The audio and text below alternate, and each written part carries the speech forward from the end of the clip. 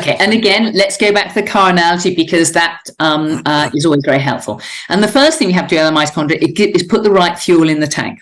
Now, I've got an old diesel car out there that I chunder around in. But if I put petrol in the fuel tank, guess what? It's not going to go. So many people fuel their mitochondria with sugars and carbohydrates. And in the short term, that might be rocket fuel. But in the longer term, it damages mitochondria because the free radicals that are generated. Yeah. So the first thing we need is the right fuel in the tank, and that's all about ketone bodies. Mitochondria function much better on ketones, and we get ketones from the fermentation of fiber in the large bowel and from the metabolism of fat. So the diet needs to be low in carbohydrates, not no carbohydrates, low in carbohydrates. But we get our energy from fat and we get our energy from fiber. That's always the starting point. Right. The second point we have to do is that fuel has to be absorbed from the gut into the bloodstream. Now, one of the problems of people who eat a lot of sugars and carbohydrates is they overwhelm the ability of their upper gut to digest. And because the upper gut, of course, by which I mean the stomach, duodenum, jejunum, small intestine, that should be a near sterile environment. Near sterile for the purposes of digesting protein and absorbing minerals. Now, if you have a lot of sugars and carbohydrates, you overwhelm the ability of the upper gut to remain sterile, and it starts to ferment instead. And the fermenting upper gut causes a whole host of problems. It was first described, well, it's been suspected for years, and then it was called a candida problem. Stephen Davis described it as the auto-brewery syndrome, where people with yeast in their upper gut are fermenting to produce alcohol. But you can ferment with bacteria to produce hydrogen sulfide, D-lactate, ammonarchal compounds, methyl alcohol, propyl alcohol, butyl alcohol, and so on. These are all toxins which poison the system. Right. Yeah. Now, we do have the most incredible liver. Of course, the venous drainage of the gut goes to the liver, where it detoxifies everything that's pouring through. But that requires a huge amount of energy. In fact, another lovely statistic that I often quote is that at rest, the brain weighs 2% of the body weight, but consumes 20% of energy. The heart at rest consumes about 10% of energy. The liver consumes up to 27% of all the energy generated in the body. It's massive. So as soon as we clean up... busy, isn't it? I mean, all the time. It never stops, never switches off. When you go to sleep, your brain shuts down a bit, but not the liver. No, and so as soon as you start eating a paleo-ketogenic diet, you reduce the fermenting load, you reduce the work of the liver, I beg your pardon, and therefore suddenly you've got energy to spend on having a life. Sounds simple, why not? And it's another story, isn't it, when nutrition is absolutely core, and you can escape from a lot of things just by getting your diet right. But there's more to it, isn't there? Yes, lots more we can do. So at this point, and of course, again, if you get rid of the upper fermenting gut, then you start to absorb vitamins and minerals. Because if you've got enough fermenting gut and you're taking lots of expensive supplements, you end up simply feeding the bacteria and the yeast in the upper gut. So you ferment harder. Yeah. So it's really important to get all that in place. And then we have to start looking at the mitochondria. So now we've got the right fuel in the tank for the mitochondria. That's really important. Then they need the raw materials to work. Now we know what those raw materials are. Firstly, from work done by consultant cardiologist Stephen Sinatra, who wrote a book called The Sinatra Solution, all about heart disease and mitochondrial failure. Secondly, Dr. Gabriella Segura. She is an Italian cardiologist. Again, she treats all her heart patients with diet and nutrition. And also from the work of Dr. John McLaren Howard himself, because when we were doing mitochondrial function tests, we routinely measured levels of magnesium, coenzyme Q10, acetyl-L-carnitine, vitamin B3, ATP. And so we knew that these patients were deficient. So there's a package of supplements that I then start them on, which includes coenzyme Q10 100 milligrams, magnesium 300 milligrams, and vitamin D 10,000 IU for its absorption, acetyl-L-carnitine 1 gram, vitamin B3 1500 milligrams, and maybe D-ribose, which is the raw material from which the body makes ATP. Right. I'm very pleased with those quantities. That coincides with what I've been teaching for years. Good. But yours is backed by science, so I'm pleased I was close to the mark. So that is the mitochondrial package of supplements. And then we have to ask, are mitochondria being blocked by something? Are they inhibited by something? Now, again, thanks to the brilliant work of John McLaren Howard, he developed translocator protein tests, function tests, and there he could see what was on the surface of mitochondrial membranes and blocking their function. Now, we don't need these tests now because common things are common. Now, what comes up number one? Well, we discussed that. That's lactic acid. Lactic acid actually inhibits our mitochondria, hence the importance of pacing activity. Number two is products of the upper fermenting gut. Well, guess what? We've done that because we're doing a paleo-ketogenic diet. So that's another great start. Number three is malondialdehyde. Now, this is a product. This is produced where we have poor antioxidant status. So hence the importance of good dose of vitamin C, good dose of selenium, good dose of zinc and copper, because these all feed into antioxidant system, which protects us malondialdehyde. So they're the common things. And then, of course, we have exogenous toxins, heavy metals, pesticides, glyphosate, volatile organic compounds, and we need to get rid of those with the detox regimes. And broadly speaking, the detox, there are two types of detox regimes we can do. The first one is heating regimes, because many of these chemicals, pesticides, volatile organic compounds, they're fat soluble, and we store them in fat. In fact, again, under Dr. John McLaren Howard's testing, I was often doing fat biopsies. Now, these are very easy to do. You just put a needle into fat, pull the needle out, and the fat contained within the core of the needle is sufficient for analysis.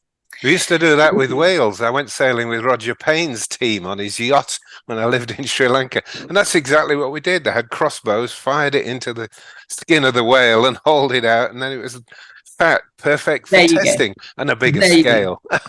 There you go. Yes, same thing. But my patients will please hear it wasn't a crossbow that I used. It was just a fine green needle. But what's so interesting is that the results of those tests came back in milligrams per kilogram, whereas the results of blood tests come back in micrograms per kilogram.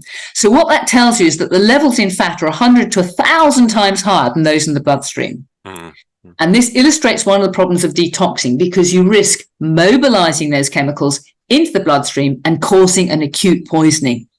Exactly. So yes. The way we like to get rid of these chemicals is to pull them out through the skin.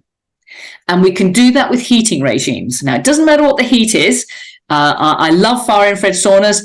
In France, of course, you've got plenty of sunshine. The athletes can run and get hot. Epsom salt baths, I love to use those as well. And I then collected 30 patients where I measured the toxic load in their fat before and after such a heating regime.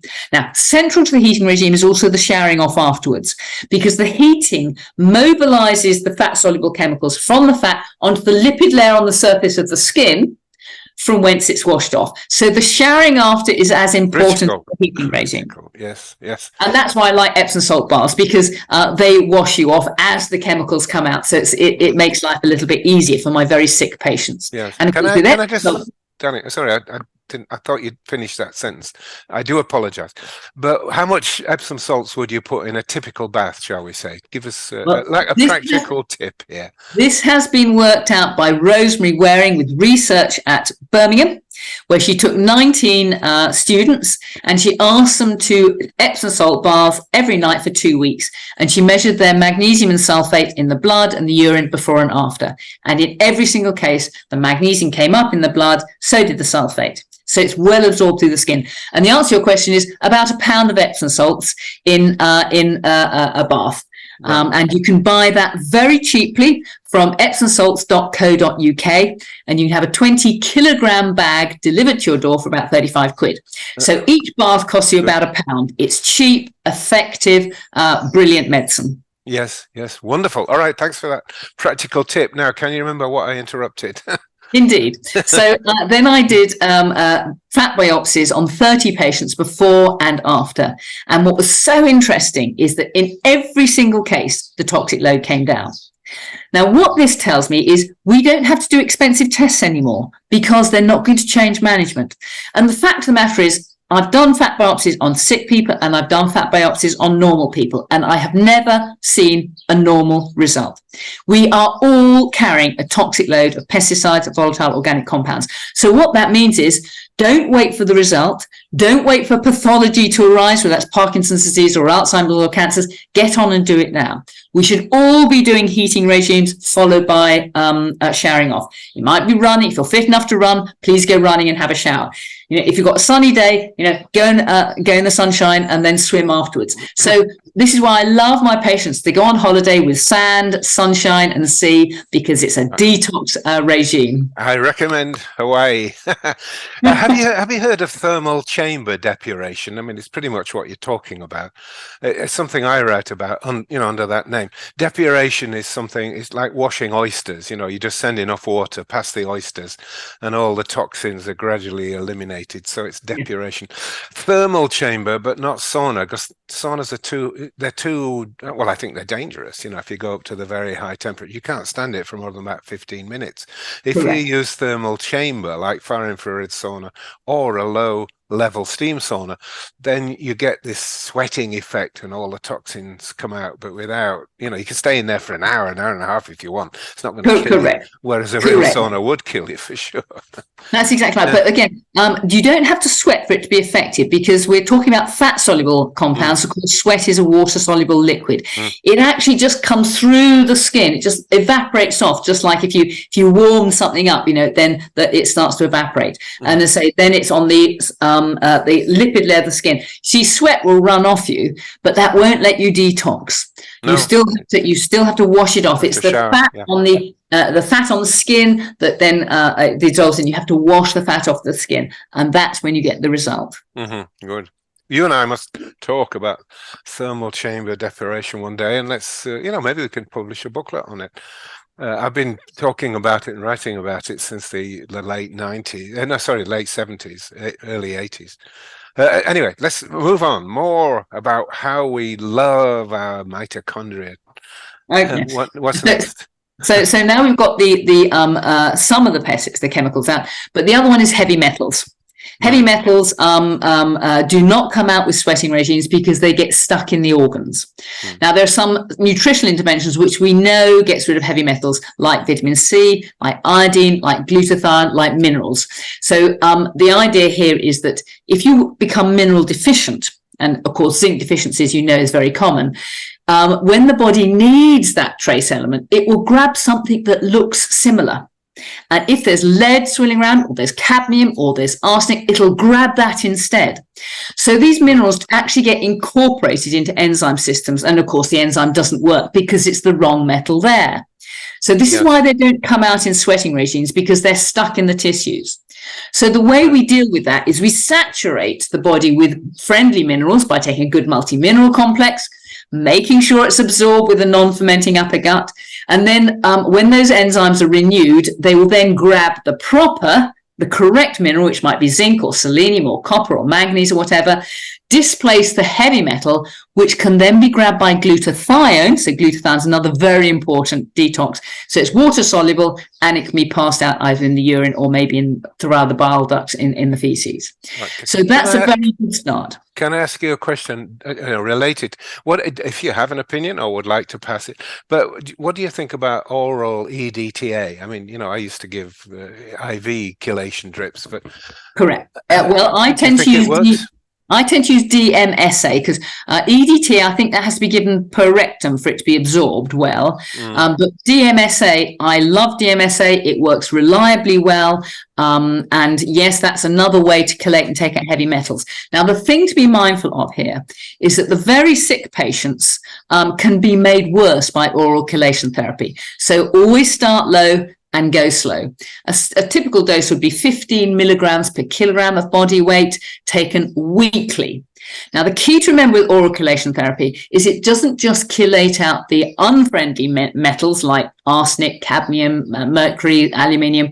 It also takes out the friendly good ones. Guys, yes. And I had one person who came to see me, and he didn't realize this, and not under my discussion, obviously, took it every day, and his friendly trace elements were on the floor. Oh God, poor guy. So I mean, he got rid of his unfriendly ones. That was the good news. But so what I tend to do is I say 1 day a week you take the oral DMSA, 15 milligrams per kilogram, and then the other 6 days you rescue with high doses of the friendly, the zinc, selenium, copper, chromium, manganese, boron, and then you can maintain proper mineral status and get rid of the nasties at the same time. Right, brilliant. Carry on. Okay, so now hopefully we've got our mitochondria with the right fuel in the tank, the raw materials to work, freedom from toxic stress, and now we have to get the control mechanisms right. And that's about the thyroid accelerator pedal and the adrenal gearbox. Yeah, I love that metaphor you've used. Well, I get it, and the point is, we need both, don't we, to for our engines to go. Yes. If your adrenal gearbox didn't go, you'd be stuck in first gear, chundering along at 15 miles an hour. That's no way to live. Yeah. And the underactive thyroid is incredibly common. And it's very badly treated.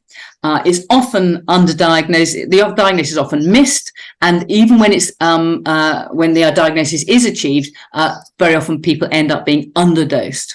And there are many reasons. Doctors have been, the DMC's taken doctors to task for trying to treat underperforming thyroid when it's ragingly obvious clinically because the tests are normal. I mean.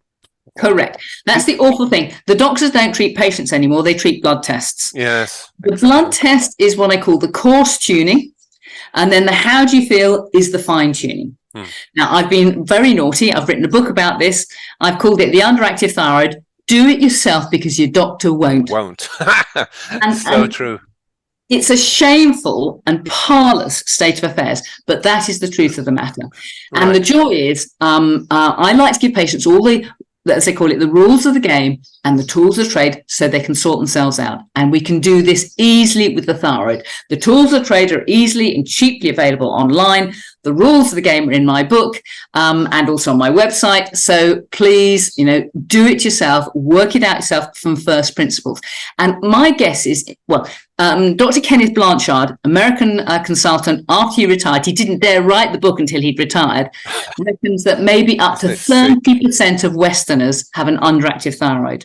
And in my fatigue syndrome patients, that proportion is much higher. I bet at least a half of those that I see have an underactive thyroid, which can be easily fixed.